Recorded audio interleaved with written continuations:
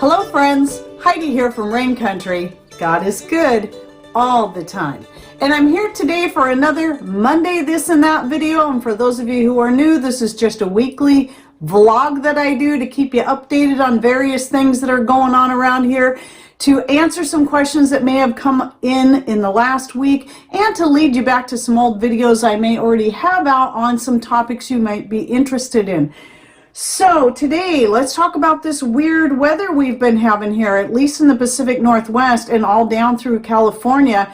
It has been snowing like crazy, and here we are in the middle of April. This is insane. We normally get a lot of rain in the spring, so we're still getting the rain. So what's been happening is it snows and then it rains. It snows and then it rains. And so the good thing about that is the rain has been keeping the snow from sticking for the most part. Last night it did snow quite a bit and then it froze. So right now this morning, as I'm shooting this video, there's a thin layer of frozen snow, which is now obviously all ice.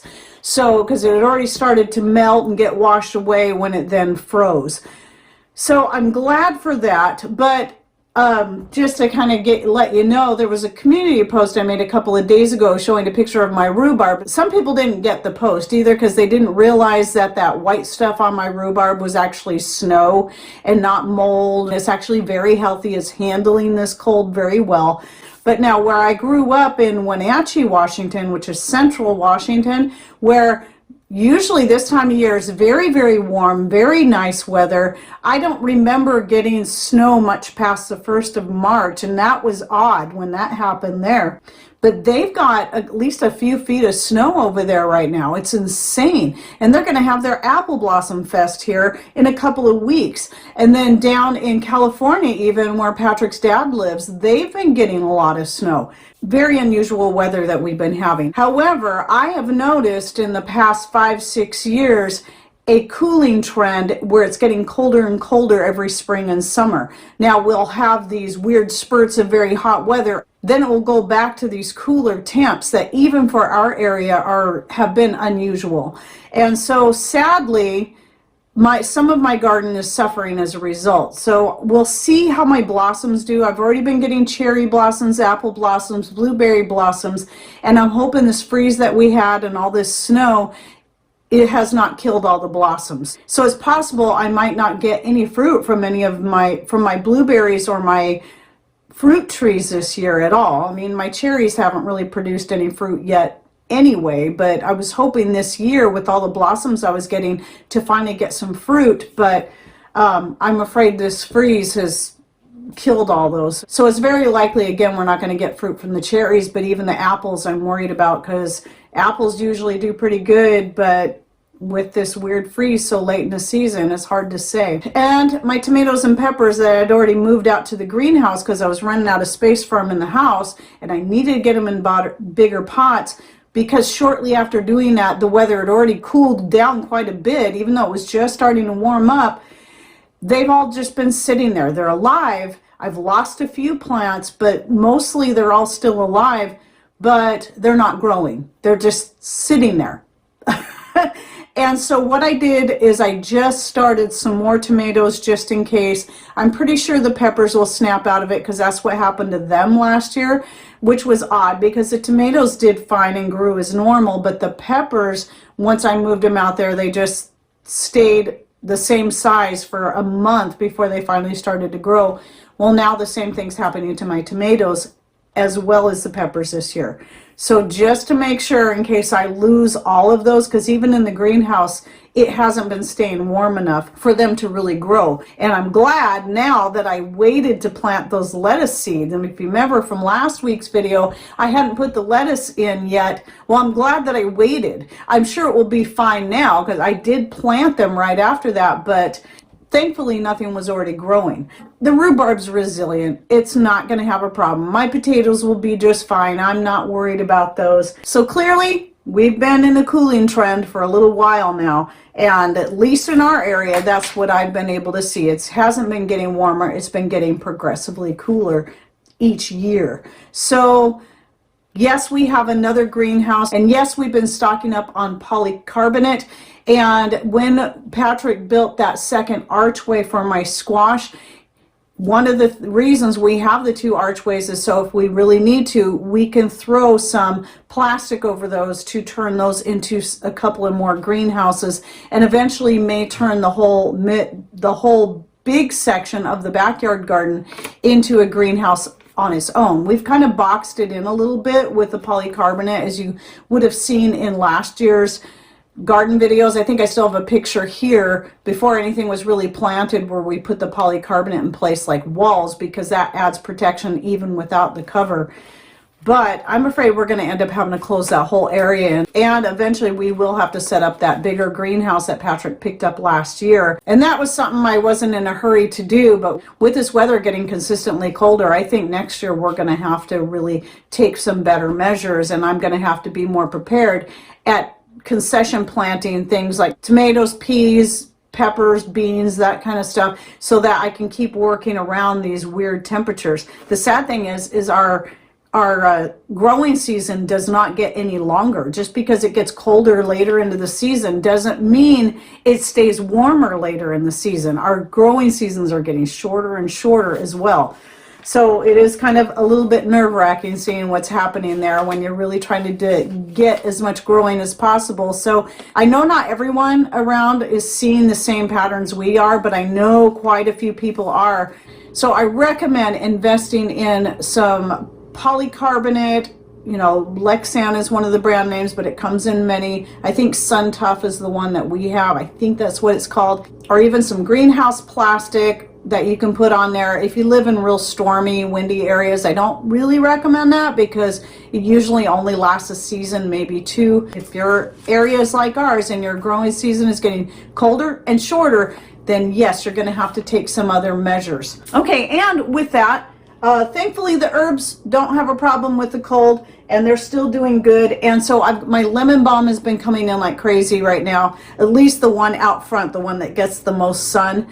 And so one thing about lemon balm is I have dried it up oftentimes, but I find that when I use it in teas, I don't like it as much as when it's fresh. So what I'm doing right now is trying to use a lot of it while it's coming in fresh, because it has a much better flavor. Now that doesn't mean I shouldn't dehydrate up some for making extracts and stuff for medicinal purposes, because it is great for that. Eventually I will do a video on lemon balm. I don't have one in my collection yet of herb profiles, but right now I'm focusing on using it fresh in teas. And what I'm finding right now, my orange mint is not flourishing yet. That's one of the last mints to really start growing. I love fresh lemon balm and orange mint tea, but since the orange mint is only just now starting to grow, what I'm doing is mixing the lemon balm with fresh ginger, and it makes a really great tea. And so I've been doing that the last couple of nights, and I'm going to do it. This is actually leftover tea from last night. So that's what I do is I make the tea in the evening, and then the next day I'll drink it throughout the day as more of a cold drink. But what I do, since ginger is better to kind of let it cook for a little bit to really get a lot of the nutrients and the flavor out of it, but you don't want to do that with your more delicate herbs like your lemon balm and so on. So what I did was I sliced up the fresh ginger, put it in the teapot first, and then let it heat up and simmer for a bit on the wood stove. And then I added in the fresh lemon balm, and then let it sit there for another minute so it could get good and hot. Then set it up on a trivet so it would just stay nice and warm.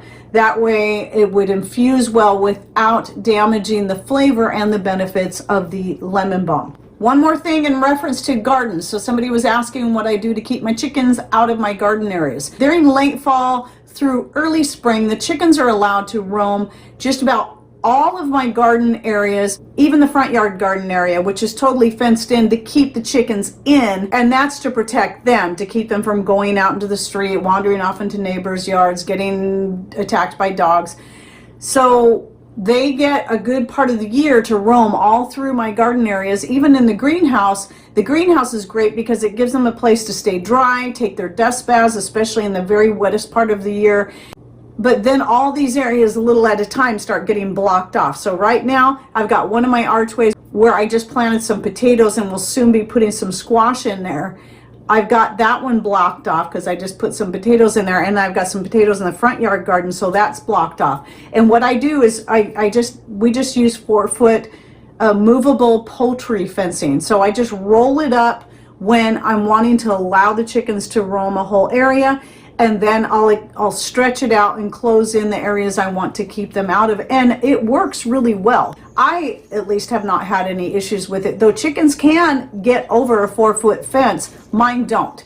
They've been staying. I've been able to keep them out of the garden areas, no problem using that, and it makes it easy because you can move that fencing around and adjust it to what you need at different times of the year. So I like allowing my chickens to roam around in the gardens when I'm not worried about them pecking something to death or digging stuff up, so that they're tilling, they're eating the slug eggs, the baby slugs. That's really kept our slug population down, which is high when you live in a very wet area like ours. That's actually been the best slug control we've ever had, as well as leaving some fertilizer behind while they're doing it. So it's just a wonderful relationship there we have with the chickens. And plus we get eggs and enjoyment. By the way, I'm going to start, as time allows, a little bit at a time, taking some outtakes that I saved from videos over the years. So I'm going to show you one of them right here that I think was from 2019. And this is just one of those things about having chickens and trying to shoot videos outside. This is the golden oregano. Now, I don't know if you can tell the color. Hey, Minnie Pearl, put a sock in it. And so I did actually leave that part in the video because I knew people thought would think it was funny. But I've had to cut stuff out or whatever because chickens and dogs and whoever's always interrupting the videos. But I want to start making a compilation of like outtakes that I can put in. Some I put in the ends of videos. I haven't done that a lot lately, but there are some funny ones. I got to go figure out where they are and find them all again. Now, a couple other things. I want to remind people and let new people know that if you're going over a lot of my older recipes, you'll see I don't have any written recipes, and the whole reason I started YouTube is because a lot of what I do is just up here, or just ideas I have and throw together. And so I've been little at a time, as time has allowed, starting to type up my recipes. And the one I've been working on today, so I can get it out by the time this video publishes, is the one on just a basic sweetbread recipe that can be used for making apple bread, pumpkin bread, banana bread, including the pineapple coconut banana bread. So I'm typing this up, putting in the options that you can use for the recipe depending on which way you're wanting to go with it, and that's going to be posted over on Patreon. Now you can always find our Patreon link in the description box down below, but before you turn me off because you heard the word Patreon, understand all of my posts are available to everyone. You do not have to donate a dime. I make everything public so that it gives me a good place where I can put a written recipe plus the photos to go with it, and anyone can come find it. It's not a special club where only certain people are allowed in. Anyone can use it. Donations are entirely optional. I never even ask for donations. Some people choose to donate, and I want them to know I very, very much appreciate that. But I also don't play favorites because I know that not everyone can do that. And a lot of people like to be able to give, but they just can't. And I don't like people feeling left out because they simply cannot donate, or maybe can't even support us through our store. But that's okay, because this is why I like YouTube and Rumble, because it gives me places where I can offer information for free but still earn an income. So this is just some extra steps I'm taking to help people out that really need recipes. So anyway, you can go to the Patreon, and like I said, hopefully by the time you see this video, I'll have that sweetbread recipe with all the various options, and also be linking to the different videos I have out on these different ones, like the pumpkin bread, which is an old one, the apple Brazil nut bread, and the pineapple banana coconut bread. So I know I have those three at least on the breads, but there's so many ways you can go with this, and I'll link to those as well, because it's a good idea to go ahead and watch and listen to the videos so you can at least see how I do things, but you'll also have the written recipes to go with them. So, and also see how I'm using all the different options in those different breads. And while I'm on the topic of the breads, one of my favorite sugars to use when I'm making those kind of breads is the coconut sugar. So right here is my first bag of Anthony's organic coconut sugar. I was buying a different brand before. It was Viva, and I think before that was another brand. But last I looked, it wasn't available. And then I looked at Anthony's to see what they had, because I've been learning more and more about the stuff that they have, and they have an organic coconut sugar at a much better price than what I was purchasing it at. So I went ahead and got a bag and then compared it to the one I was getting before, and the flavor's pretty much the same. The Anthony's I like better because it's finer. It's not as grainy as the other one that I was buying. So this is a good option if you like coconut sugar. Now, if you've never tried coconut sugar, it is a little bit different in flavor and not near as sweet. It's very high in minerals. Whenever you see darker sugars, that's going to tell you typically they're high in minerals. And anyway, and it's also not as sweet as regular sugar. So if you're trying to get the same amount of sweetness as you would cane sugar, you got to use a little bit more coconut sugar. But what I like to do a lot of times is use half and half.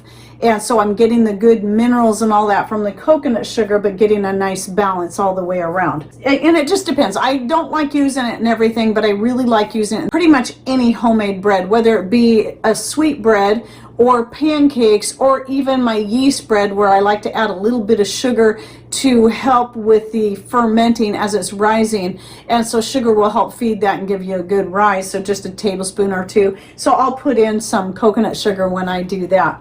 And plus I'm getting the benefits of the coconut sugar. So I just wanted to let you know that, as the more Anthony's products that I try, the more happy I am with them. I'm not sure if Anthony's is sold in physical stores. I think somebody said that it is. That might be the best place to buy from. I know if you're looking online, the best price that I've seen is on Amazon. So we got to do the best we can to try to get as much food put up as we can, while also saving some money, because we can take the money we save and put it towards putting more money into our preparedness. And then one last question I wanted to answer. Somebody was asking about a mop bucket for laundry. Well, years ago when I first started my channel, and before Patrick set up the off-grid laundry setup that we have now, I was practicing. I found a mop bucket for $1. It was like brand new at a garage sale. So I thought, I'm going to buy this so I can try working with it for doing laundry. Now for washing clothes, I even did a video or two about it that I'll link to one of those down below.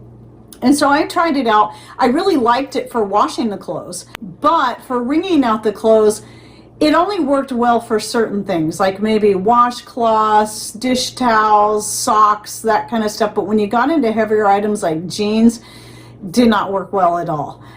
Jeans are hard to wring out anyway, but if you're looking at that as an off-grid way of doing laundry, if you can get a mop bucket for $1, that might be worth it. But it's really not the best for wringing clothes out. A wringer is much better. Whether you you find an old one like I have that I found on eBay, or you get one of the brand new ones. There are brand new ones that are good heavy duty ones that have nice big rollers that you can buy as well. So I recommend having some kind of backup system. That's what ours is. I don't wash clothes like that all the time. I practice now and then so I can get familiar with it. So just like in 2020 when I had to fall back on it because it took 6 weeks to get a new washing machine in, I had my off-grid setup and I loved having that. Or in the event of a power outage, whatever may happen, just try to think about some of the different options that you can have set aside for yourself. There's lots of different ones out there, and maybe I'll do a compilation video of some of various different options that you can do, like I did with dehydrators and so on, that are off-grid ways of doing things. Anyway, I hope you enjoyed my this and that video for the week. And please share with us down below. How's your garden doing? How is it handling this weird weather? Or are you even in a place like ours that has been getting snow very late in the season? Has it damaged any of your garden, or prevented things from growing, or brought things to a complete stop? Please share with us down below. And even if you're not in any of those areas, go ahead and share your garden updates with us and let us know what you've been harvesting, if anything. Or if you haven't even been able to harvest yet or plant yet, let us know what you plan on doing real soon. All right, well, thanks for watching. Take care and God bless.